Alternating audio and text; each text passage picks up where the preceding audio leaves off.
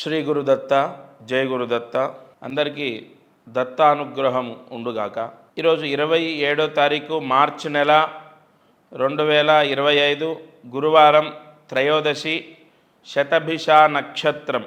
భగవంతుడు ప్రతి ఒక్కరిని కాపాడుతాడు నమ్మి నిష్ఠగా. నిష్ఠ అంటే మడిగట్టుకోవడం కాదండి, అదొక శ్రద్ధ.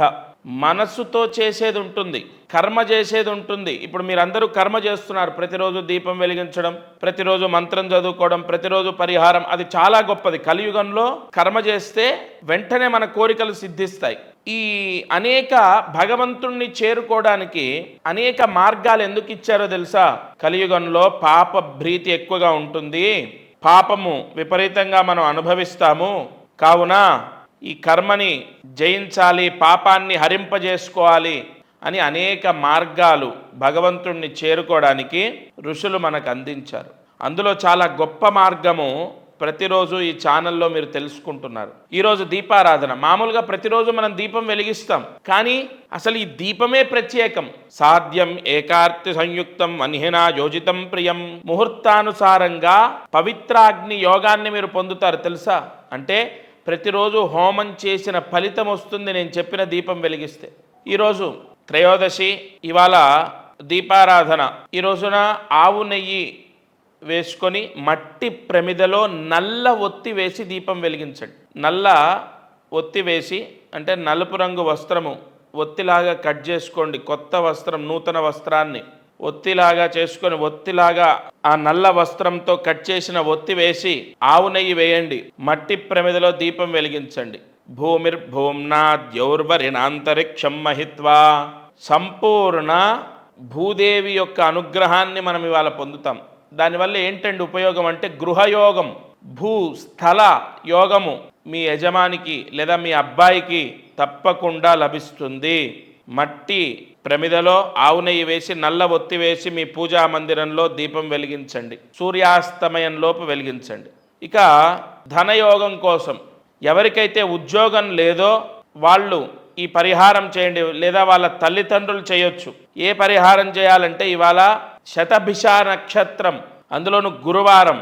కొన్ని జాతకంలో కొన్ని చండాల దోషాలు ఉన్న వాళ్ళకు ఉద్యోగాలు రాకపోవడం, సడన్గా ఉద్యోగం ఊడిపోవడం అంటే ఉద్యోగం పోవడం, ఎంత ప్రయత్నం చేసినా ఉద్యోగంలో ఫలితం రాకపోవడం, ఉద్యోగంలో ఒత్తిడి, ఉద్యోగం మారలేకపోవడం, ఇవన్నీ చండాల దోషాల వల్ల వస్తూ ఉంటాయి. ఆ దోషాలు ఎలా విముక్తయ్యాయా అంటే ఆ దోషాలు ఎలా విముక్తవుతాయి స్వామి అంటే గురువారం శతభిష నక్షత్రం కలయిక రోజు ఈ పరిహారం చేయమన్నారు. 1 కేజీ కందిపప్పు దానం చేయాలి. వాళ్ళ దగ్గరలో ఉన్న దేవాలయంలో అర్చకుడికి కేజీ కందిపప్పు దానం చేయండి. ఉద్యోగం రావటం, జాబు మారటం, జాబులో ఒత్తిడి తగ్గడం అనేది జరుగుతుంది. ఇంకా ఈరోజు మంత్రం కార్యసిద్ధి అంటే మన కోరికలు సిద్ధించాలి. మానవుడు అంటేనే కోరికల రూపం, కోరికలకు ప్రతిరూపం. ఏదో ఒకటి కోరుతూనే ఉంటాడు భగవంతుణ్ణి.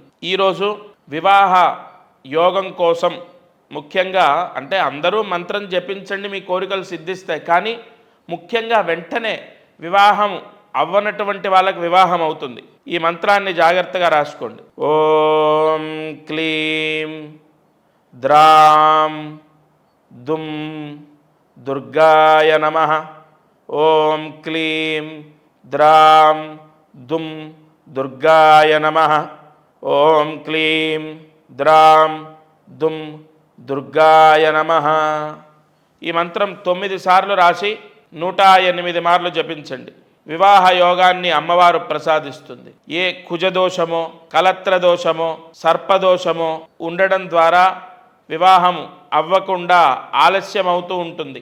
అట్టి దోషాలని హరింపజేసే మంత్రం ఇది. తప్పక ఈరోజు ఈ మంత్ర జపాన్ని 108 సార్లు జపించండి. ఒక సంబంధం రావడం, చాలా మంచి సంబంధం వచ్చి వివాహం కుదరడం అనేది జరుగుతుంది. ఇది వాల్టి మారుతి అనుగ్రహం కార్యక్రమం. సర్వే జనా సుఖినో భవంతు. దత్తార్పణమస్తు.